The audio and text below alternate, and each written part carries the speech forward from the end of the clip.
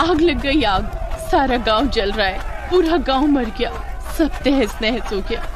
धीरे धीरे दुनिया जल जाएगी, कल तक पूरी धरती जलकर खाक हो जाएगी। पूरा गांव जल रहा है, गांव के सभी लोग जल रहे हैं। कुछ बच्चे जलकर मर चुके हैं, लोग भाग रहे हैं। पूरे गांव में आग लगने की वजह से हाहाकार मचा हुआ है। औरतें अपने बच्चों को गोद में लिए हुए आग में झुलस रही हैं। रोशनी, रोशनी, मैंने तुमसे प्याज काटने को कहा था और तुम की बैठे बैठे ही सो गई। तभी अचानक रोशनी की आंख खुलती है, उसकी सांसें तेज हो जाती हैं। वो अपने चारों तरफ देखती है, फिर अपनी बड़ी बहन शीतल की तरफ देखती है। अरे शीतल दीदी, तुम जिंदा हो? अब मैं भी जिंदा हूँ, ये किचन भी सही सलामत है। 1 मिनट में बाहर देख कर आती हूँ। रोशनी रसोई से बाहर भाग जाती है और घर से बाहर निकलकर चारों तरफ देखने लगती है। पीछे पीछे उसकी बहन शीतल भी उसे आवाज देते हुए आ जाती है। रोशनी, तू कैसी बातें कर रही है? रुक जा, तू पागल हो गई है क्या? खाना न बनाना पड़े इसीलिए बहाने बना रही है। चल घर के अंदर। दीदी, ये पूरा गांव जलकर तो खाक बन गया था, सब लोग मर रहे थे, अचानक सब कुछ ठीक कैसे हो गया? दीदी, लगता है तू रसोई में बैठे बैठे कोई बहुत बुरा सपना देख रही थी। शीतल कुछ सोचने लगती है, इधर उधर देखती है और फिर दोनों बहनें किचन के अंदर आ जाती हैं। आपने सही कहा दीदी, मैंने बहुत भयंकर सपना देखा। मैंने देखा कि पूरा गांव जल रहा है, सब मर रहे हैं।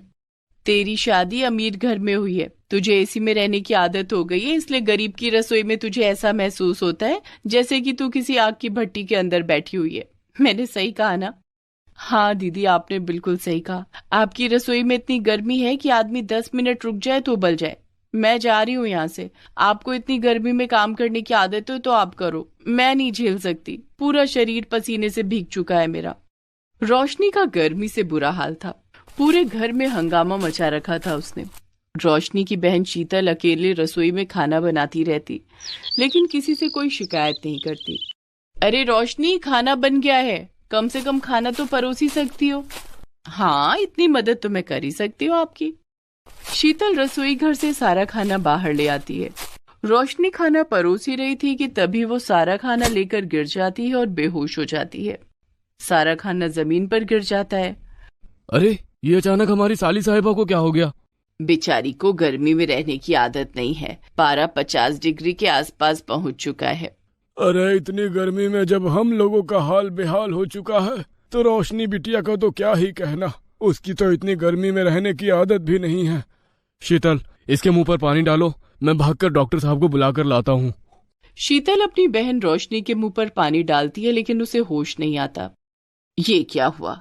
इतनी गर्मी में अचानक लाइट चली गई, अब तो मैं भी बेहोश होने वाली हूँ। हाँ माँ जी, आपने बिल्कुल सही कहा, गर्मी ने तो बुरा हाल कर रखा है इस बार। पता नहीं ये कहाँ रह गए, डॉक्टर साहब अभी तक नहीं आए। इतने में विनोद डॉक्टर साहब को लेकर आ जाता है। अरे बाप रे बाप, ऐसा लग रहा है मानो हमारा गांव किसी ने ज्वालामुखी के ऊपर ही बना दिया हो। अरे डॉक्टर साहब, बातें बाद में कीजिएगा, पहले हमारी साली साहिबा को होश में लाइए। हाँ हाँ, देखता हूँ, परेशान मत हो। इतनी गर्मी में बेहोश होना साधारण सी बात है, आप लोग परेशान मत होइए।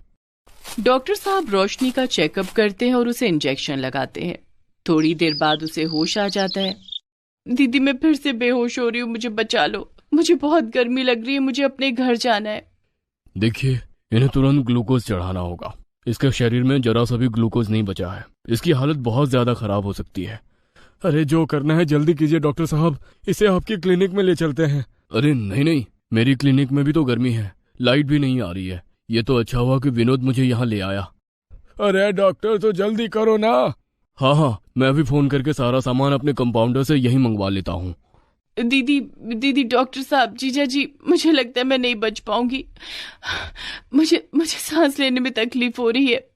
रोशनी के मुंह से ऐसा सुनकर उसकी बहन शीतल, सास ससुर सब बहुत परेशान हो जाते हैं, लेकिन विनोद सभी को सांत्वना देता है। उधर डॉक्टर भी अपने कंपाउंडर से ग्लूकोज का सारा सामान मंगा लेता है और उसे ग्लूकोज चढ़ाना शुरू कर देता है। बेटा धीरज रखो, सब ठीक हो जाएगा, थोड़ी हिम्मत रखो। इतना कहते ही सास भी बेहोश हो जाती है। ये लो, माँ भी बेहोश हो गई। डॉक्टर साहब, जल्दी से माँ को भी ग्लूकोज चढ़ाओ। लगता है अब अगला नंबर मेरा ही है। तुम्हारे घर के तो सभी विकेट एक एक करके डाउन होते जा रहे हैं। लगता है मेरा भी यही हाल होने वाला है। डॉक्टर साहब विनोद की माँ का चेकअप करते हैं, लेकिन थोड़ी देर बाद उन्हें होश आ जाता है। वो खुद को किसी तरह संभाल लेती है। चलो अच्छा है भाग्यवान, तुम्हें ग्लूकोज चढ़ाने की जरूरत नहीं पड़ी। वैसे डॉक्टर साहब, रोशनी बिटिया के क्या हाल है अब? देखिए, अब रोशनी ठीक है, परेशान होने की कोई जरूरत नहीं है। वैसे रोशनी की ऐसी हालत हुई कैसे, और आपके घर में इतनी ज्यादा गर्मी क्यों है? मेरे घर में क्या डॉक्टर साहब, गर्मी तो हर जगह पर है। बात तुम्हारी बिल्कुल सही है बेटा, गर्मी है तो हर जगह, लेकिन तुम्हारे घर में सांस लेने में दिक्कत हो रही है। यही वजह है कि सारे लोग बेहोश हो रहे हैं। हो सकता है कि तुम्हारा भी नंबर जल्दी आ जाए। घुटन सी महसूस होती है इस घर में। ये बात आपने बिल्कुल सही कही डॉक्टर साहब। ठंड के मौसम में हमारे यहाँ ठंडी बहुत लगती है और गर्मी के मौसम में गर्मी बहुत लगती है, खासकर हमारे रसोई घर में। रसोई घर की वजह से खाना बनाते समय सारी गर्मी पूरे घर में फैल जाती है। खैर, 1-2 घंटे बाद रोशनी भी ठीक हो जाती है। डॉक्टर साहब कुछ दवाएं उसकी सांस के लिए और कुछ रोशनी के लिए देकर वहां से जाने लगते हैं। अब तुम ठीक हो रोशनी? हाँ जीजा जी, अब कुछ ठीक लग रहा है। ठीक इसलिए लग रहा है क्योंकि अभी अभी ग्लूकोज चढ़ाया है मैंने, लेकिन ग्लूकोज को इतनी गर्मी में सूरज चूसता रहता है। डॉक्टर साहब, अभी आपने कहा कि इस घर में घुटन सी होती है, ऐसा क्यों कहा आपने? अभी आपने कहा ना कि खाना बनाते समय रसोई की सारी गर्मी पूरे घर में फैल जाती है। क्या मैं आपका रसोई घर देख सकता हूँ? हाँ डॉक्टर साहब, क्यों नहीं। डॉक्टर साहब पूरे घर को अच्छी तरह देखते हैं और किचन को भी पूरी अच्छी तरह से देखते हैं। गर्मी के मौसम में हमें कुछ खास बातों का ध्यान रखना चाहिए। हर किसी के घर में एसी कूलर तो नहीं हो सकता ना, लेकिन फिर भी गरीब इंसान भी गर्मी को झेल लेता है। आखिर कैसे, ये तो आप ही बताएंगे ना डॉक्टर साहब।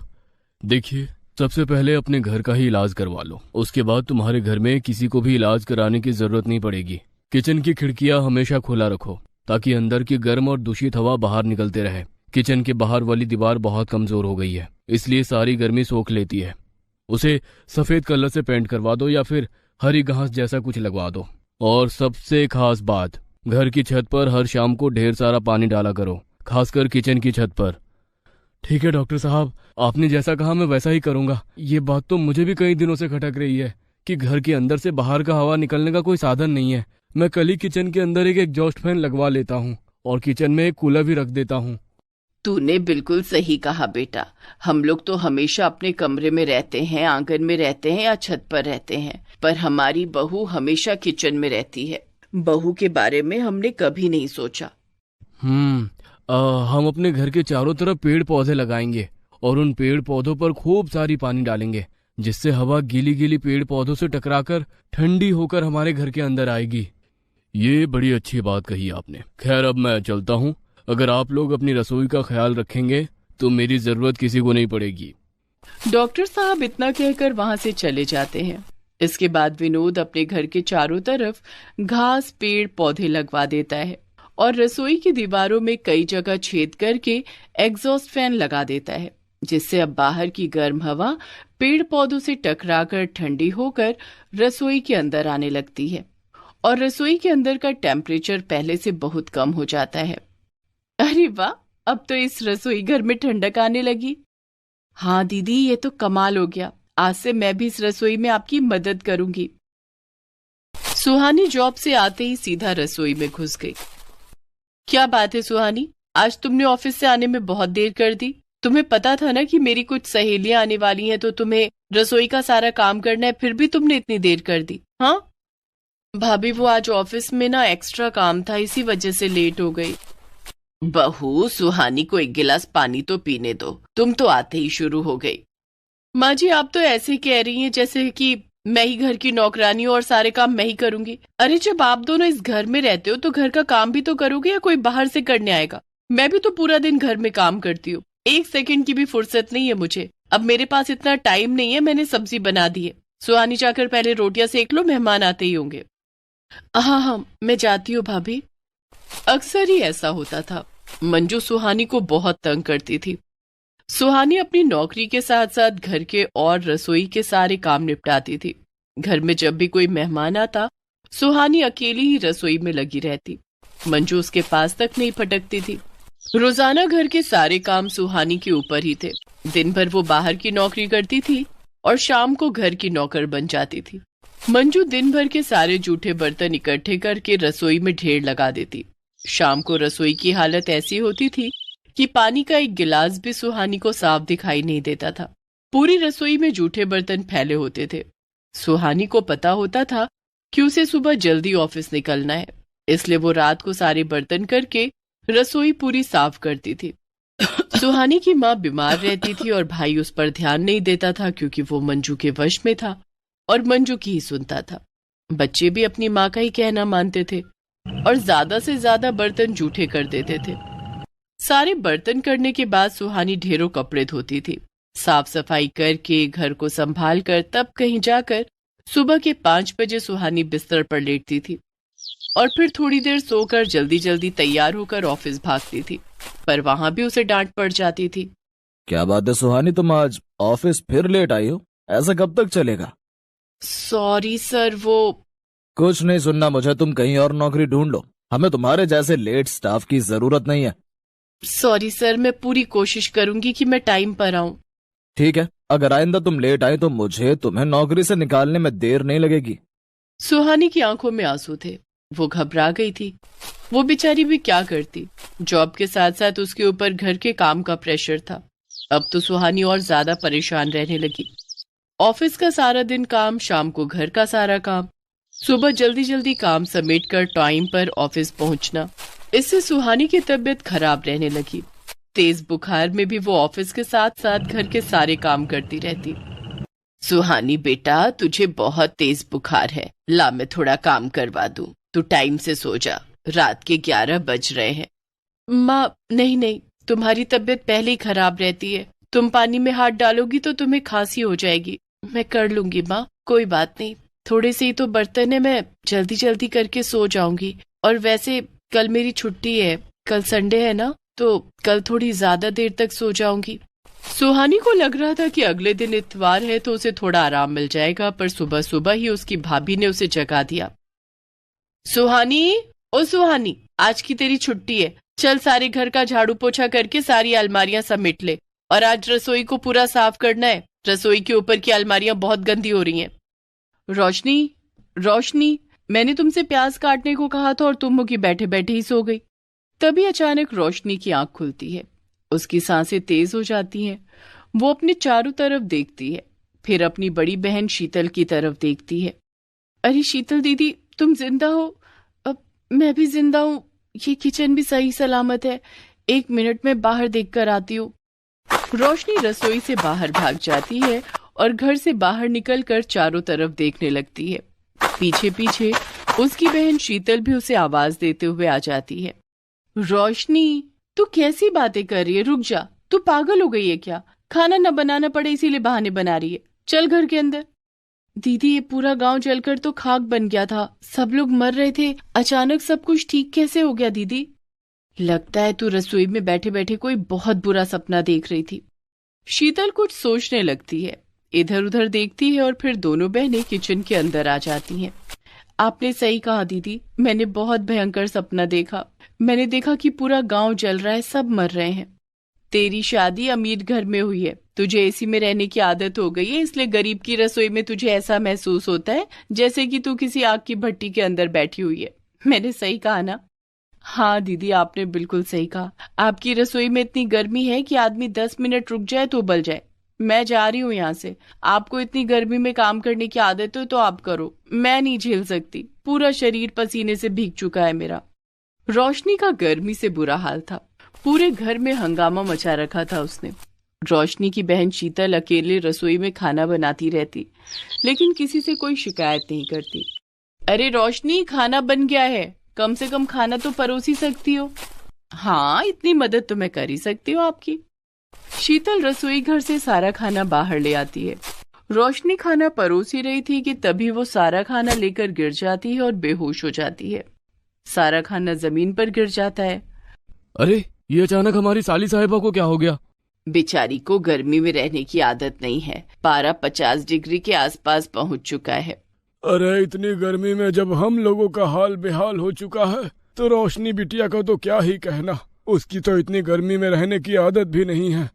शीतल, इसके मुंह पर पानी डालो, मैं भागकर डॉक्टर साहब को बुलाकर लाता हूँ। शीतल अपनी बहन रोशनी के मुंह पर पानी डालती है, लेकिन उसे होश नहीं आता। ये क्या हुआ? इतनी गर्मी में अचानक लाइट चली गई। अब तो मैं भी बेहोश होने वाली हूँ। हाँ माँ जी, आपने बिल्कुल सही कहा। गर्मी ने तो बुरा हाल कर रखा है इस बार। पता नहीं ये कहाँ रह गए, डॉक्टर साहब अभी तक नहीं आए। इतने में विनोद डॉक्टर साहब को लेकर आ जाता है। अरे बाप रे बाप, ऐसा लग रहा है मानो हमारा गांव किसी ने ज्वालामुखी के ऊपर ही बना दिया हो। अरे डॉक्टर साहब, बातें बाद में कीजिएगा, पहले हमारी साली साहिबा को होश में लाइए। हाँ हाँ देखता हूँ, परेशान मत हो। इतनी गर्मी में बेहोश होना साधारण सी बात है, आप लोग परेशान मत होइए।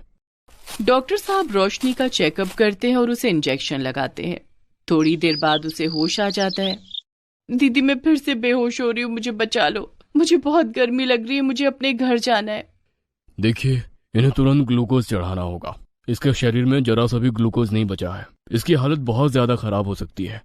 अरे जो करना है जल्दी कीजिए डॉक्टर साहब, इसे आपकी क्लिनिक में ले चलते हैं। अरे नहीं नहीं, मेरी क्लिनिक में भी तो गर्मी है, लाइट भी नहीं आ रही है। ये तो अच्छा हुआ कि विनोद मुझे यहाँ ले आया। अरे डॉक्टर, तो जल्दी करो ना। हाँ हाँ, मैं अभी फोन करके सारा सामान अपने कंपाउंडर से यही मंगवा लेता हूँ। दीदी, डॉक्टर साहब, जीजा जी, मुझे लगता है मैं नहीं बच पाऊंगी।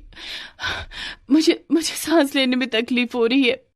रोशनी के मुंह से ऐसा सुनकर उसकी बहन शीतल, सास ससुर सब बहुत परेशान हो जाते हैं, लेकिन विनोद सभी को सांत्वना देता है। उधर डॉक्टर भी अपने कंपाउंडर से ग्लूकोज का सारा सामान मंगा लेता है और उसे ग्लूकोज चढ़ाना शुरू कर देता है। बेटा धीरज रखो, सब ठीक हो जाएगा, थोड़ी हिम्मत रखो। इतना कहते ही सास भी बेहोश हो जाती है। ये लो, माँ भी बेहोश हो गई। डॉक्टर साहब जल्दी से माँ को भी ग्लूकोज चढ़ाओ। लगता है अब अगला नंबर मेरा ही है। तुम्हारे घर के तो सभी विकेट एक एक करके डाउन होते जा रहे हैं। लगता है मेरा भी यही हाल होने वाला है। डॉक्टर साहब विनोद की माँ का चेकअप करते हैं, लेकिन थोड़ी देर बाद उन्हें होश आ जाता है। वो खुद को किसी तरह संभाल लेती है। चलो अच्छा है भाग्यवान, तुम्हें ग्लूकोज चढ़ाने की जरूरत नहीं पड़ी। वैसे डॉक्टर साहब, रोशनी बिटिया के क्या हाल है अब? देखिए, अब रोशनी ठीक है, परेशान होने की कोई जरूरत नहीं है। वैसे रोशनी की ऐसी हालत हुई कैसे, और आपके घर में इतनी ज्यादा गर्मी क्यों है? मेरे घर में क्या डॉक्टर साहब, गर्मी तो हर जगह पर है। बात तुम्हारी बिल्कुल सही है बेटा, गर्मी है तो हर जगह, लेकिन तुम्हारे घर में सांस लेने में दिक्कत हो रही है। यही वजह है कि सारे लोग बेहोश हो रहे हैं। हो सकता है कि तुम्हारा भी नंबर जल्दी आ जाए। घुटन सी महसूस होती है इस घर में। ये बात आपने बिल्कुल सही कही डॉक्टर साहब। ठंड के मौसम में हमारे यहाँ ठंडी बहुत लगती है और गर्मी के मौसम में गर्मी बहुत लगती है, खासकर हमारे रसोई घर में। रसोई घर की वजह से खाना बनाते समय सारी गर्मी पूरे घर में फैल जाती है।